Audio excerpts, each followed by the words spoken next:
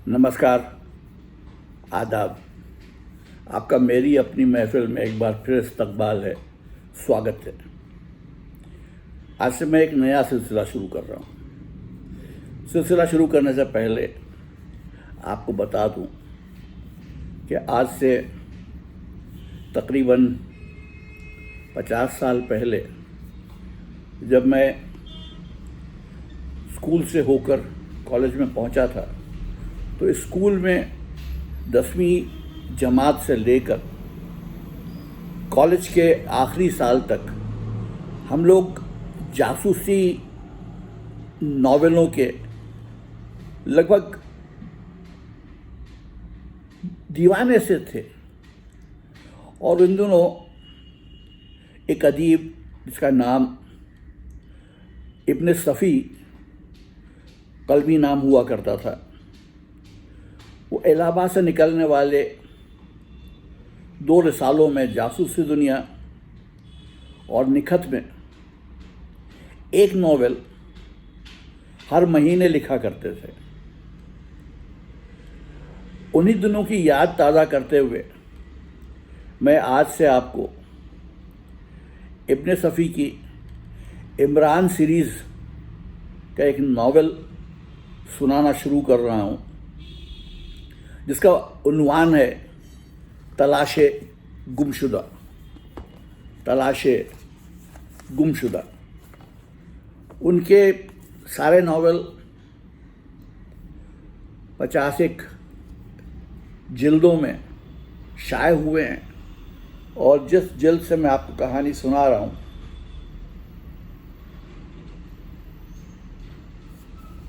उसका कवर कुछ ऐसा है। इसमें 5 नॉवेल हैं। आज मैं आपको सुना रहा हूँ तलाशे गुमशुदा।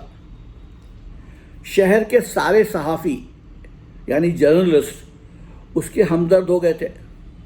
शायद ही कोई ऐसा अखबार रहा हो जिसमें उसकी तस्वीरें ना शाये हुई हों। उसे अपने गुमशुदा शौहर की तलाश थी, जो उसके बयान के मुताबिक यहीं का बाशिंदा था और ख़ुद वो न्यूज़ीलैंड से आई थी। ऐसी ही खूबसूरत और स्मार्ट थी कि बहुतेरे मुकामी अफराद ने उस पर डोरे डालना शुरू कर दिया था। वो उससे कहते कि किसी भगोड़े शौहर के लिए क्यों इतनी तगदो कर रही है, उस पर खाक डाले और उसी खाक से उठने वाले किसी दूसरे गुलफाम का इंतखाब कर ले। लेकिन वो किसी को भी मुंह लगाने पर तैयार नहीं थी। इस किस्म की तजावीज़ पर उसकी बरहमी काबिल दीद होती, आपे से बाहर होकर मारने पर तैयार हो जाती। लेकिन सबसे बड़ी दुश्वारी ये थी कि उसके पास उसके गुमशुदा शौहर की कोई तस्वीर नहीं थी। ज़बानी हुलिया बताने की कोशिश करती और वही तलाशे गुमशुदा के इश्तिहार की सूरत में शाया कर दिया जाता। नाम ओली मोरान बताती थी। उसके मुताबिक ये शख्स जवान, तंदुरुस्त और बहुत खूबसूरत था। 2 साल कबल पेरिस में दोनों की शादी हुई थी और उसने उसे न्यूज़ीलैंड की शहरियत भी दिलवा दी थी। लेकिन फिर वो हाल ही में अचानक गायब हो गया। आज भी वो पीपल्स डेली के एडिटर के दफ्तर में बैठी असरे नौ अपनी दास्तान गम दोहरा रही थी, और आंसू थे कि थमने का नाम ही नहीं लेते थे। स्टाफ रिपोर्टर भी वहीं मौजूद था। अचानक उसने कहा, मिसेस मोरान, आप जो हुलिया शाया कर रही हैं वो नाकाफ़ी है। मैंने तो अल्फाज में उसकी तस्वीर बनाने की कोशिश की है। डेलिया मोरान ने आंसू खुश करते हुए कहा, कोई ख़ास तस्वीर नहीं बनती मिसेस मोरान। जवान, तंदुरुस्त और ख़ूबसूरत लोगों की यहाँ कमी नहीं है। बहरहाल स्टाफ रिपोर्टर उसे बदक़त समझा पाया कि किसी नुमाया पहचान के बग़ैर सुराख मिलना मुश्किल है, और वो किसी सोच में पड़ गई थी। और फिर अजीब से तासुरात उसके चेहरे पर नज़र आने लगे थे। बिल्कुल ऐसा ही लगता था जैसे किसी ख्याल के तहत छेप रही हो, या जो कुछ चाहती हो ज़बान से ना निकल रहा हो। कोई खुसूसियत, कोई पहचान, स्टाफ रिपोर्टर फिर बोला, है तो, लेकिन कैसे कहा जाए, मुझे शर्म आती है। उसने हिचकिचाहट के साथ कहा और स्टाफ रिपोर्टर एडिटर की तरफ देख कर रह गया। बड़ी अजीब बात है मिसेस मुरान, एडिटर के लहजे में भी हैरत थी। मुझे भी अजीब लगती है। वो शर्मिंदगी जाहिर करती हुई बोली, लेकिन क्या हो सकता है, बास चेहरे ऐसे भी होते हैं, कुदरत से कौन लड़ सकता है। एडिटर और रिपोर्टर की हैरत बढ़ती रही। बिल आखिर मिसेस मोरान ने कहा, जब वो खामोश होता है तो बिल्कुल बेवकूफ़ मालूम होता है, कभी कभी बातें भी बेवकूफ़ी की करता है।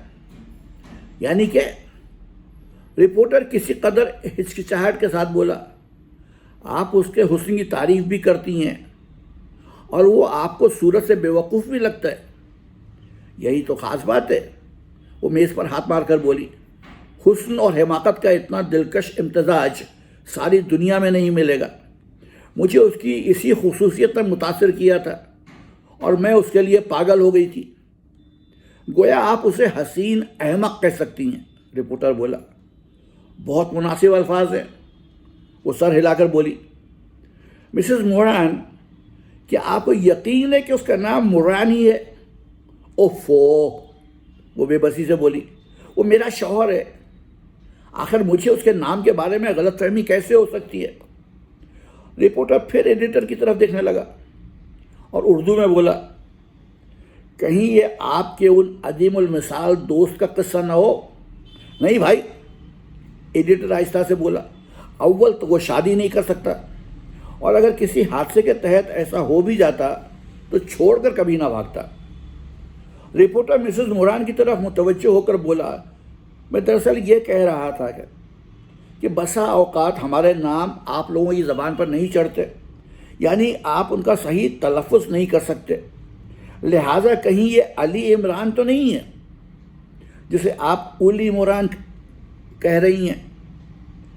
ओहो नहीं, ठहरो, मैं तुम्हें उसका नाम लिखकर बताती हूँ। एडिटर ने एक स्लिप उसकी तरफ खिसका दी और कलम बढ़ाता हुआ बोला, देखिए, शायद हम आपकी कुछ मदद कर सके।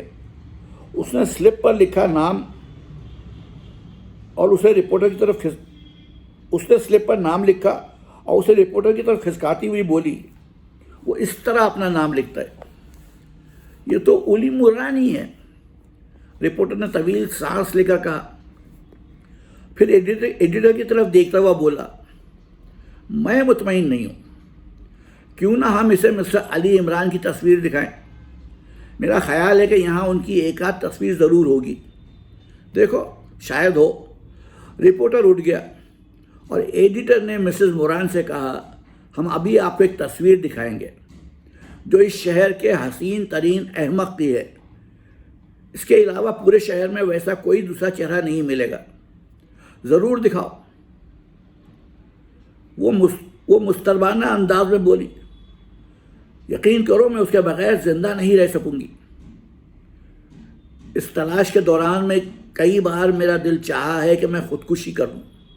तो बड़ा खुशकिस्मत है। नहीं, मैं इसे खुशकिस्मती समझती हूँ कि वो मेरा है, लेकिन ये कैसे हुआ मैं सोच भी नहीं सकती। अचानक इस तरह उससे जुदाई हो जाएगी। उसे गायब हुए कितना अरसा हुआ है? यही कोई 3 माह पहले की बात है। ओ अच्छा, एडिटर ने पुरतफक्कुर लहजे में कहा। उसकी आंखों से गम अंगेजी, माफ़ कीजिएगा, ओ अच्छा, एडिटर ने पुरतफक्कुर लहजे में कहा। उसकी आंखों से गम अंगेज नरमी झांकने लगी थी। इतने में रिपोर्टर वापस आ गया और एक तस्वीर डेलिया मोरान के सामने रख दी। ओ खुदा की पनाह, यही तो है, वो मुसरत आमेज चीख के साथ बोली। उसका शाना झंझोड़ कर बोली, तुम्हारा बहुत बहुत शुक्रिया, तुम यहाँ मेरे सबसे अच्छे दोस्त हो। लेकिन इसका नाम अली इमरान है, इसके अलावा और कोई नहीं हो सकता। ये मेरा शौहर है, मेरी जान है। भला मैं इसे पहचानने में गलती करूँगी? लेकिन उन्होंने अपना नाम उली मुरान बताया था। बताया होगा। वो सर झटक कर बोली, इससे कोई फर्क नहीं पड़ता। हो सकता है उसे अपना असल नाम पसंद ना हो, बहुतों को नहीं होता। मुझे भी अपना नाम डेलिया पसंद नहीं है। अक्सर सोचती हूँ कि बदल कर एमेलिया रख लूँ। अक्सर लोग इसी बिना पर अपना नाम बदल लेते हैं। यकीन करो, ये मेरा मुरानी है। तो फिर आप ही इसे वो बुरी खबर सुना दीजिए। रिपोर्टर ने एडिटर से उर्दू में कहा, नहीं भाई, यहाँ नहीं, इसकी हालत देख रही हो? एडिटर ठंडी सांस लेकर बोला, पता नहीं खबर से इसकी क्या कैफियत हो, यहाँ ऑफिस में हरगिज नहीं। तो फिर क्या ये लाइलमी रहेगी? ठहरो, मुझे सोचने दो। आखिर तुम लोग क्या बातें कर रहे हो? डेलिया मुस्तरिबाना अंदाज में बोली, मुझे उसके बारे में बताओ, खुदा जल्दी करो, हम उसके बारे में कुछ ज़्यादा नहीं जानते। एडिटर भर्राई आवाज़ में बोला, बेहतर होगा कि तुम उसके ख़ानदान वालों से पूछ गुछ करो, तो उन्हीं का पता बताओ। क्या वो इसी शहर में है? गालिबन यही है। मैं उनके बारे में मुकम्मल मालूमात हासिल करके तुम्हें इत्तला करूँगा। लेकिन कब? इतना सुराग मिल जाने के बाद से मेरी हालत और ख़राब हो गई है। खुदा के लिए जल्दी करो, कम से कम 2-3 घंटे ज़रूर लगेंगे। मैं तुम्हें फ़ोन पर इत्तला दूंगा। अच्छी बात है, तो अपने होटल में ही ठहरूंगी, बाहर नहीं जाऊंगी। ठीक है, मैं जल्द अज जल्द मुतल्ला करने की कोशिश करूंगा। क्या मैं ये तस्वीर ले लूं? ज़रूर, शौक़ से। उसने तस्वीर को एक पुरशोर बोसा देकर पर्स में रख लिया और उठ गई। उसके चले जाने के बाद रिपोर्टर बोला, अगर ये हकीकत है तो बहुत बड़ी ट्रेजेडी है तो? एडिटर ठंडी सांस लेकर बोला, मैं तस्वुर भी नहीं कर सकता था। अब मुझे रहमान साहब को फ़ोन करना चाहिए। मैं यही सोच रहा था कि आपने पता बता ही क्यों नहीं दिया। रिपोर्टर ने कहा, मैंने उसे मुनासिब नहीं समझा। पहले रहमान साहब के इल्म में लाना चाहिए। एडिटर ने रिसीवर उठाया और नंबर डायल करने लगा। फिर माउथ पीस में बोला कि रहमान साहब तशरीफ़ रखते हैं ऑफिस में? शुक्रिया। राबिता मुनक़ता करके दोबारा नंबर डायल किए और माउथ पीस में बोला, to director general please, your identity sir. दूसरी तरफ से आवाज़ आई, editor of People's Daily, hold on please. कुछ देर बाद रहमान साहब की आवाज़ सुनाई दी, मैं सादिक बोल रहा हूँ जनाब, पीपल्स डेली के एडिटर। जी हाँ, क्या बात है? एडिटर डेलिया मोरान की कहानी दोहराने लगा। रहमान साहब वक्फे से हाँ करते रहे और बात के अख्ताम पर नहायत पुरसुकून लहजे में बोले, हमें इस शादी का इल्म नहीं। आप कहते हैं कि 2 साल पहले की बात है? जी हाँ, उसका बयान यही है, एडिटर ने कहा। और 3 माह से इसने उसे नहीं देखा? जी हाँ, वो यही कहती है। गोया 2 साल के अरसे में पिछले 3 माह से वो उसके साथ नहीं रहा? जी हाँ, लेकिन 21 माह तक दोनों कहाँ साथ रहे? ये तो मैंने नहीं पूछा, यही पूछने की बात थी। तुम कहते हो कि वह हाल ही में न्यूजीलैंड से आई है। मैं भी उसके वो इश्तिहारात देखता रहा हूँ जो मुख्तलिफ अखबारात में छपते रहे हैं। बहरहाल तुम भी जानते हो कि 2 माह कबल पेश आने वाले हादसे से कबल भी इमरान यहीं इसी शहर में रहा था।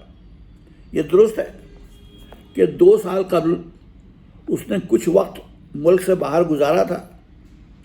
लेकिन तन्हाई वापस आया था। मैं सब कुछ जानता हूँ जनाब, एडिटर ने कहा। इसीलिए मैंने उसे आपका पता बताने से पहले ये ज़रूरी समझा कि आपको आगाह कर दूं। शुक्रिया, लेकिन अब क्या रखा है इन बातों में? रहमान साहब भर्राई हुई आवाज़ में बोले। मुझे उसका पता बताओ, मैं खुद देखूंगा। इंटरकॉन के कमरा नंबर 311 में मुकीम है। और कोई ख़ास बात?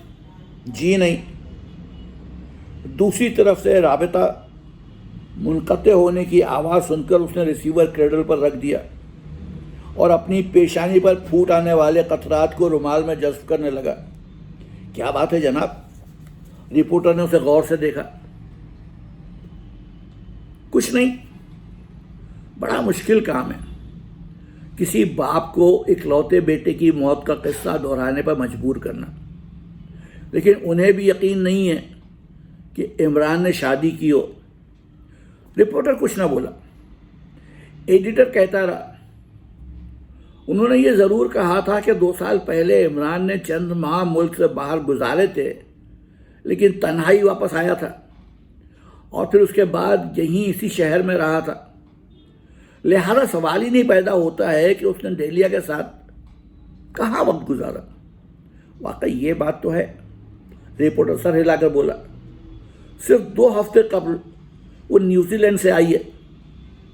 3 माह पहले दोनों में जुदाई हुई और यहाँ किश्ती उलटने का वाकया शायद 2 माह गुजरे पेश आया था। मुझे अच्छी तरह याद नहीं कि क्या हुआ था। इमरान और उसका नीग्रो मुलाजिम एक मोटर बोट में सफ़र कर रहे थे और वो मोटर बोट गर्क हो गई थी।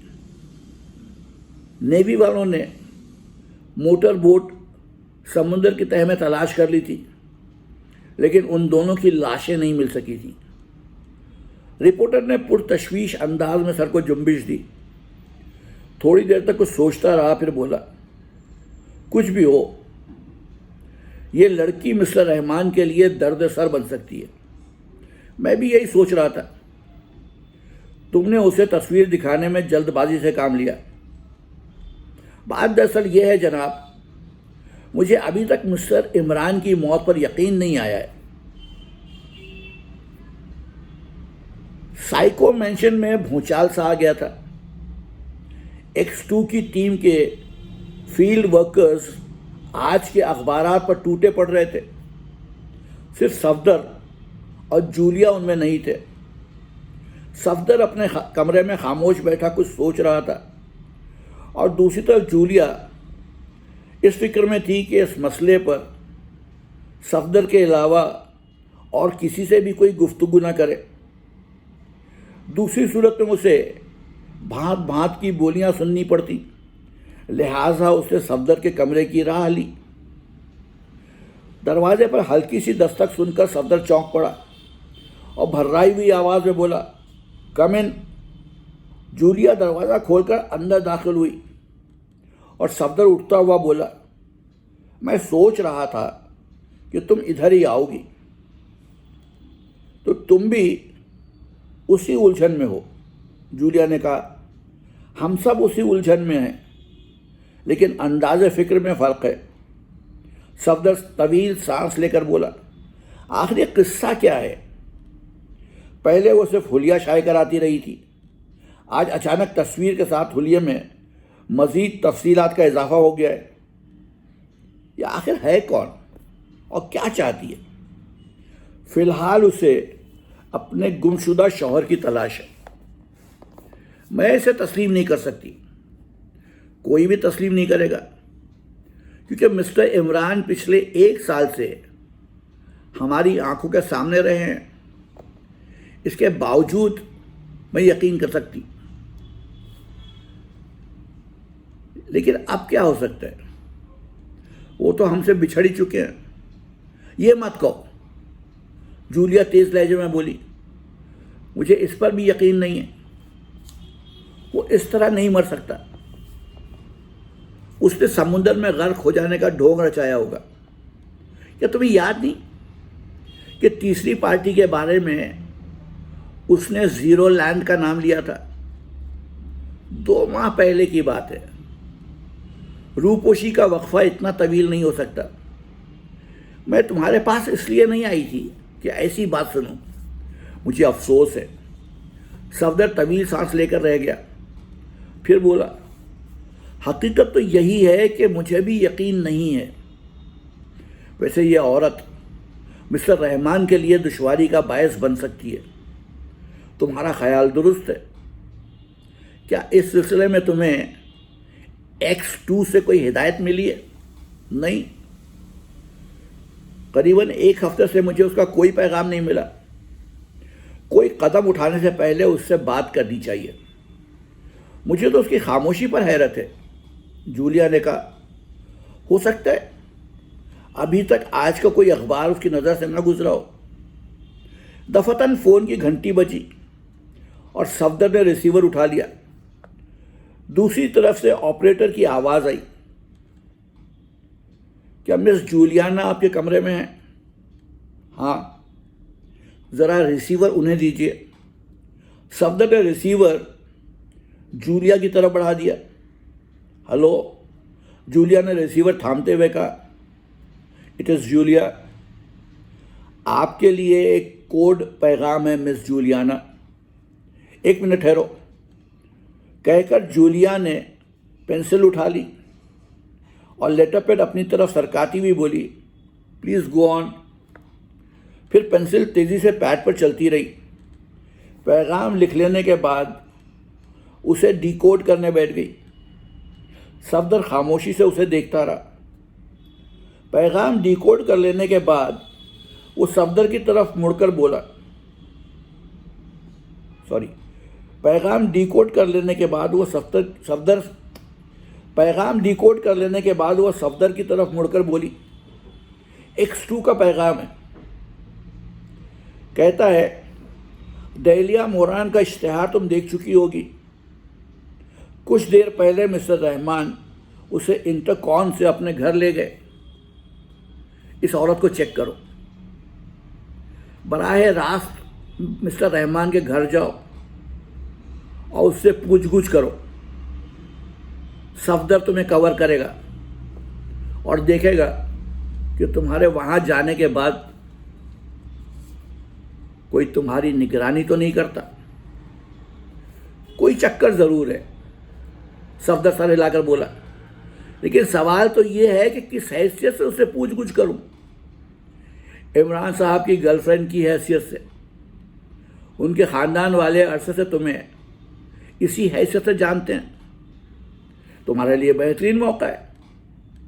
तुम मुझसे कह सकोगी, मिस्टर इमरान पिछले 1 साल से सारा वक्त तुम्हारे साथ रहे थे। आखिर उससे उनकी जुदाई 3 माह पहले कहाँ हुई थी? ठीक है, और तुम मुझे कवर करोगे, बेफिक्र रहो। चीफ को तुम पर भी बहुत एतमाद है। चीफ का बहुत बहुत शुक्रिया। सफदर बुरा सा मुंह बनाकर बोला, तो फिर इस काम का आगाज़ किस तरह किया जाए? मेरी दानिश में वही वक्त मुनासिब होगा जब रहमान साहब भी घर पर मौजूद हों। सफदर ने कहा। जूलिया कुछ कहने ही वाली थी कि किसी ने दरवाजे पर दस्तक दी। कम इन। सफदर ने ऊंची आवाज़ में कहा। दरवाज़ा खुला और तनवीर सामने खड़ा था। आओ आओ, सफदर उठता हुआ बोला और तनवीर लंगड़ाता हुआ अंदर आ गया। एक हादसे में ज़ख्मी हो जाने के बाद से उसे फील्ड वर्क से हटाकर दफ्तर में मुंतकिल कर दिया गया था। जूलिया ने बड़ी शाइस्तगी से उसकी खैरियत दरियाफ्त की। बस जिंदा हूँ, वो ठंडी सांस लेकर बोला। तुम अपनी सुनाओ। सब ठीक है। तुमने वो इश्तिहार देखा? तनवीर ने सफदर से सवाल किया। हाँ, देखा तो है। बात कुछ समझ में नहीं आई, हालांकि बात बिल्कुल साफ है। जूलिया ने खुश्क लहजे में कहा। मैं नहीं समझा। तनवीर बोला, हाउ द हेल?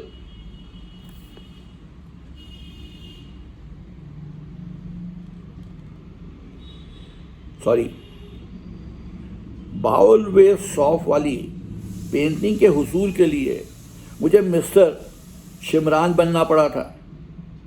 उसी तरह का कोई चक्कर होगा। लेकिन इमरान तो मर चुका है। क्या सबूत है तुम्हारे पास? जूलिया आपे से बाहर हो गई।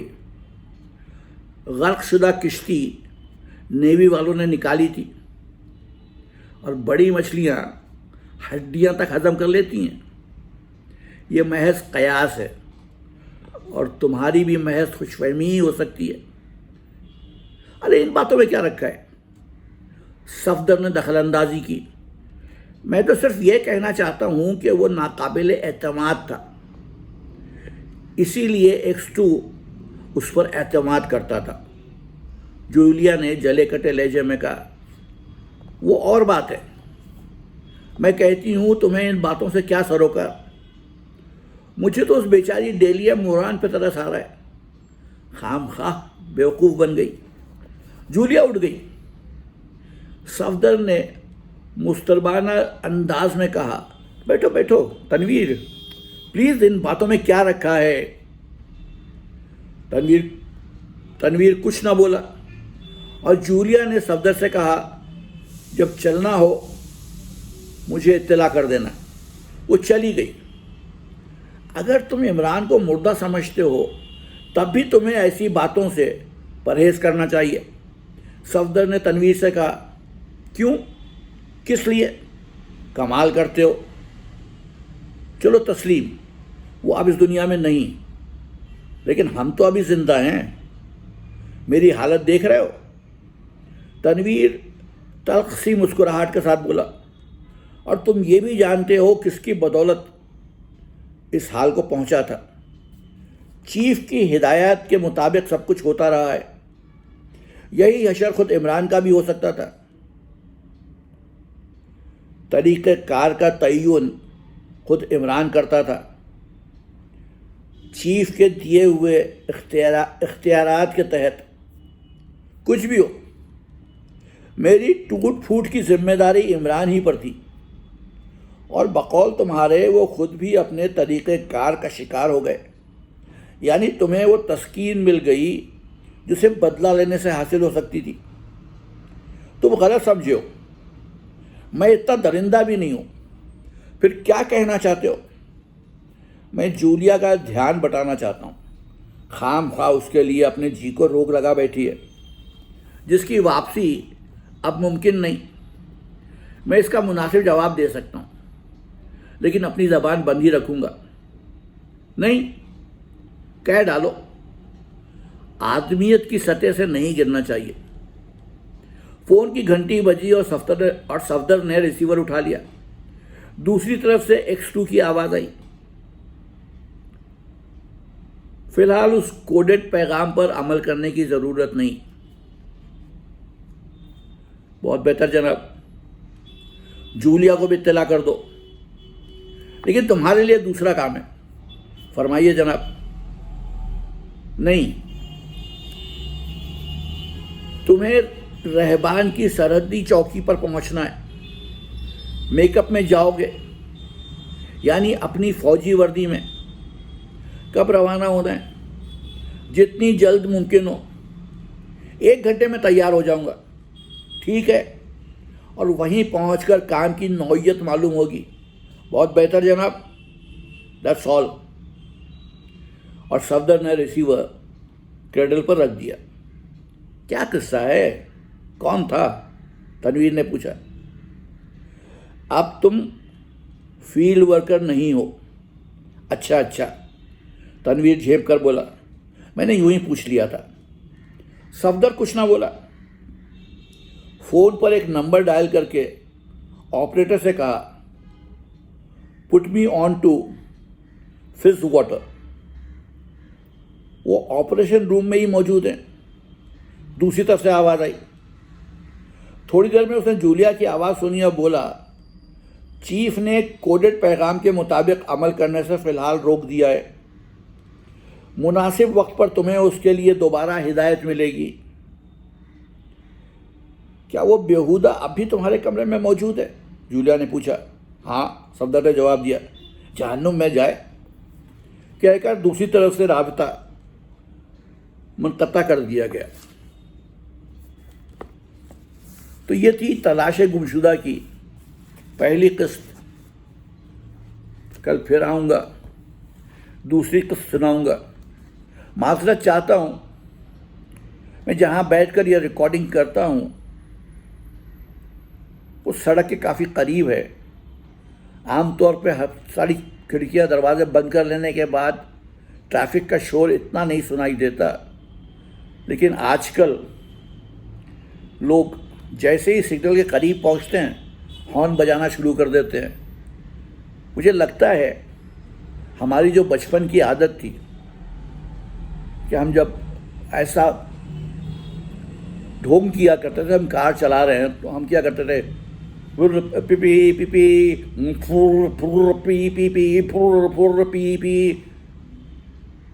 हम में से कोई भी बचपन की उस आदत से आज़ाद नहीं हो सका है, वरना इतनी ज़ोर से हॉर्न बजाने की कोई ज़रूरत नहीं है।